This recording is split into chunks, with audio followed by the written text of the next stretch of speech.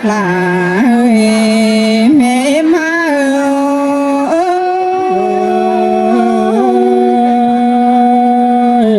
มานัวกันได้เสียงกว่ากันได้พี่น้องเอ้ยใส่นั่นเอ้ยฮาโอ้ยผู้ลันเป็นเนาะก่อนเจอที่ข้าแต่โซเฟสซุมโปดานางนาบ่มก่อนเนื้อเป็นเนื้อโนหันบาโซเฟสเอาเก่งหมูลุงนางนาเราโซเฟสเจ้าพี่น้องตั้งหันบาตั้งมางดินทำก้อนเนื้อเกี่ยวกินเอ้ยใส่เสืองเอา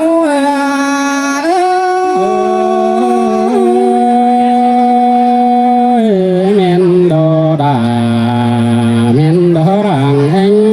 เพียงโอ้ยมื้อนี้เฮามวนสังเดลาน้องเอ้ยมวนเพื่อมีผู้หลานเป็นกว่าน้องหันบาสุไม่ไม่เฮามวนโปจมบุญดันลานอกว่าน้อสายเสืองยีเงลาแต่ดอบุญปัน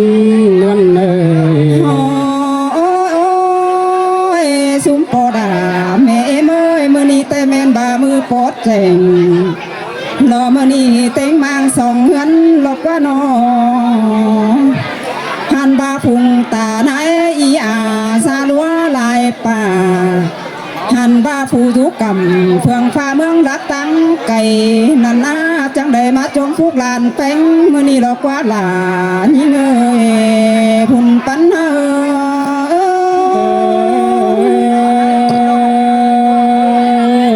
มนต่อไอต่อน้องเสือบามัวเจียงเลยที่นี่แงงเนื้อใส่จอยสุมเมื่อยล้างแดดแต่ลันหนาอยู่ก็กำฝายปืนตั้งมางกิ่งใหญ่นาจอมีความบานรอมาถามข่าวหาตักเจ้าหมูลุงพุงป่ามาเจ้าตักเอ่ยแกงน้องส่งมาเจียงเสือสินดอกว่าหลายิงเอ่ยพุ่นปันเง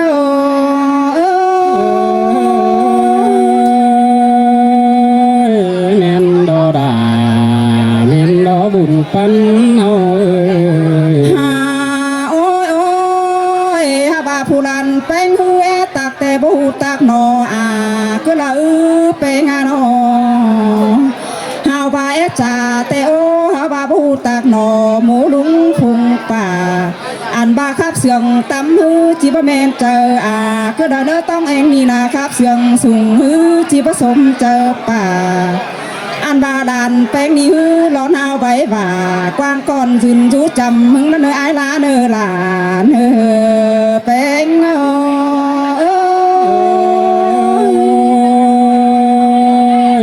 มวนนี่ล่ะมวนที่ใส่ใจโตบ่เป็นนื้อโซโตเอาแกงหมูลุงพุงป่าหญ้าหัวหน้าเอ็งน้องตั้งบางกิ่งใหญ่สังเนอบุญปันยังไงโตเฮรามวนฮีบุญปันเปียมือนี้แต่งินมวนหนางินมวนเกินได้หาแป้งเอ้ยน้องงินมวนนั่งจวงหาวเบอเวงดอกว่าอันมือนี้แต่สมแสงดาลาน้อยสมกูยังส่องแต่หาแป้ง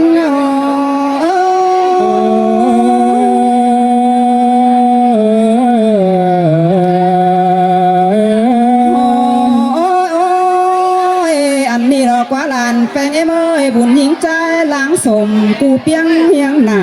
ลอกว่าน้องอันบาผู้เป็นปัวจะมาจังสิ่งดูใจ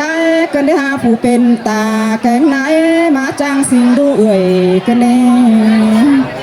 เมื่อนี้แต่บุญอันบ้านัดปอดาแม่เมื่อยนอบุญแจ้งสั่งดาเจือนสมกูยังส่องอ อันบานองแป้งนาเขียเมื่อจังอินเทียบเมื่อไปใส่เมืองลายกำอันบาเมื่อฮอดด่าวันน้องต้องเองปิงใหญ่ก็เลยมาเตโดด่ายิ่งเอ้ยบุญปันเง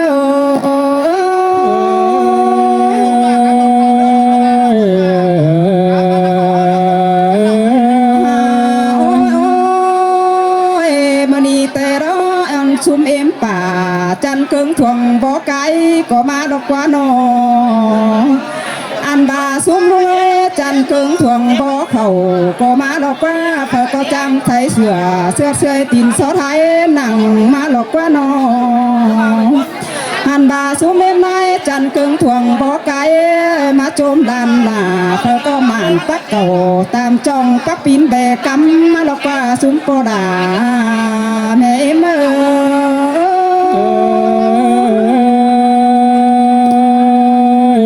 แม่นดอดาแม่นดอบุญปันนั่นเลย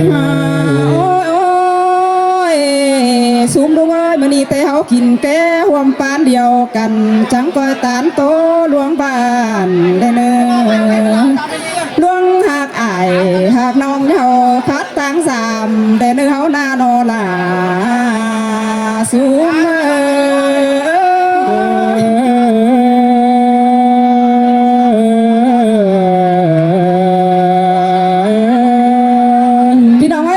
ชวนปีสังนอฮาวไว้บ่าขี่คอดถอยรอไอเอ็มมาพ่อแม่ถงกามหัวข่อยเนอะข่อย2 เมตรความเนอะพ่อแม่เนอะแล้วพี่น้อง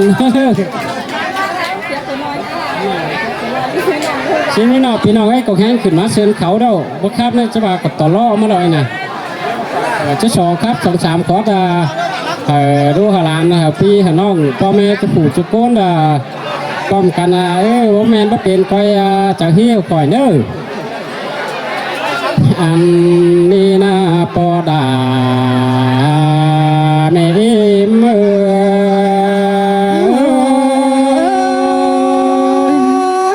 มวนแห่งดอดาน้องเอ้ยใส่เสื่องเฮาโน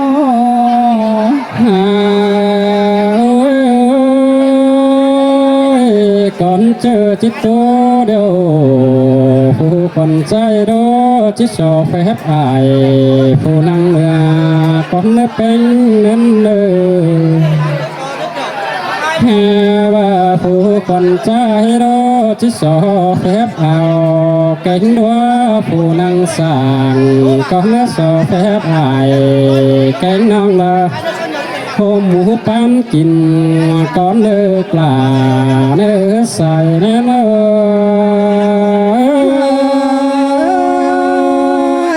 สินเตดอลาน้องเอ้ยน้องฮาโอ้ยไม่นี่คนใจรอได้ยินมนนังกวงโหกย่อยินมนนังกวงเจอเก่งก็ปอบปีเดียวรอแม่นี่มาโอ้ยเนื้อหน้าเนื้อเลยขวัญใจจังเลยมามนนางอายแกงน้องละกินเกลือหลานหิ้งเตอดอดา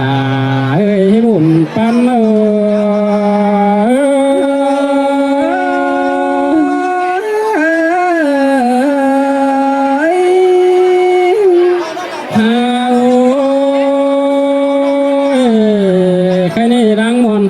คนคอยนี่ดอกก็รังมนก็พอมีสังอันใดมาย่อในพี่น้องเอ้ยรังมนคงเจอกันกองโตแต่พอมีสังมาย่องห้าวออกก้อมปัสสองพี่น้องน้ำมันแกนยืนหึงเฮ็ดเนื้อใส่เนื้อเฮา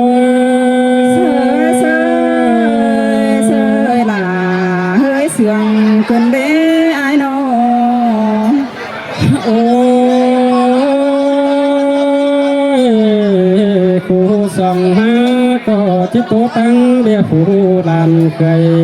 เก่งลานหิ้งผู้เป็นเปิดก็เนื้อสายเงินเนื้อหันบ้าลานหิ้งเอ้ยแค่นี้ไม่หกสวนเป็นเกียเดี๋ยวดอกหิ้งเอ้ย ไม่ยาสวนเป็นติ้งคนยิงสวนเป็นเตอโอ้ดาคาเป็นเตอเนี่ยได้เทียงได้เรื่องลาลานเป็นเงา เสือขึ้นได้หาเนื้อเลย โอ้ยใครนี่ผู้ดาลาแกงผู้ลันยิ่งเงยเมื่อจำซื้อเตะโตต่างให้เตะทั้งได้แค่หาลายโตต่างมาเตะทั้งได้แค่หาจูใครนี่ดามทิ้งโตคือโตตามช่องเตะเป็นเลยปลาหลอไตไก่เดียวโดจังบาผู้ดันไปเงยดุยไหลเดี๋ยวจังคอยฟังความไหลน้ำเนี่ยเนื้อลานไหลให้ลานยิงโอ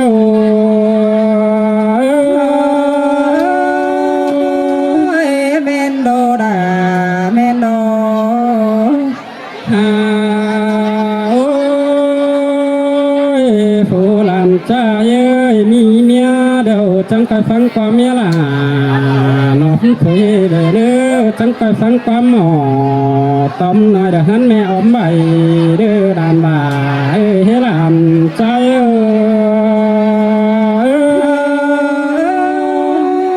้ย เมนโดดาเมนโด โอ้ยใครนี่ผู้คนใจรอที่โตไปได้ละไฟก็บ่แจ้งหาเธอหันละที่โตนั่งใครนี่ละเก็บเมียบ้านบุญก่อนเลือพี่น้องเอ้ยละเต้งกะไรคุณเฮา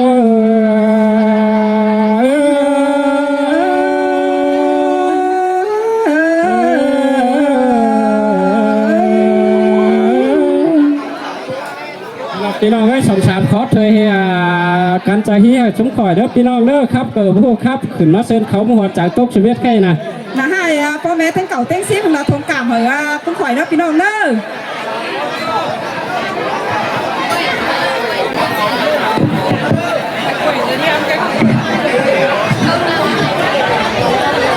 Vâng, kính thưa toàn thể quý vị thân mến, vừa rồi rất là tuyệt vời với những bản tình ca hát thái vừa được gửi tặng tới toàn thể quý vị. Vâng, kính thưa quý vị thân mến, với giọng hát rất là tuyệt vời của hai nghệ nhân, và toàn thể quý vị chúng ta cùng nhau vang lên một tràng pháo tay chúc mừng cho ca khúc vừa rồi được không ạ? Vâng, xin được cảm ơn quý vị rất là nhiều. Vâng, kính thưa quý vị thân mến, mặc dù bữa tiệc thì chưa xong thật, nhưng mà lời ca tiếng hát thì mãi là món ăn tinh thần người Việt chúng ta. Với kính thưa quý vị thân mến, mặc dù rất là nhiều nghệ nhân nhưng mà cũng thông cảm cho ban tổ chức thì để xen lẫn với các nghệ nhân hát tiếng Thái thì còn có cả tiếng Việt cũng như nam ca sĩ Long đã đăng ký ban tổ chức không cho Long hát thì Long lại buồn mà đến đây để chúc phúc là với những nụ cười thật tươi.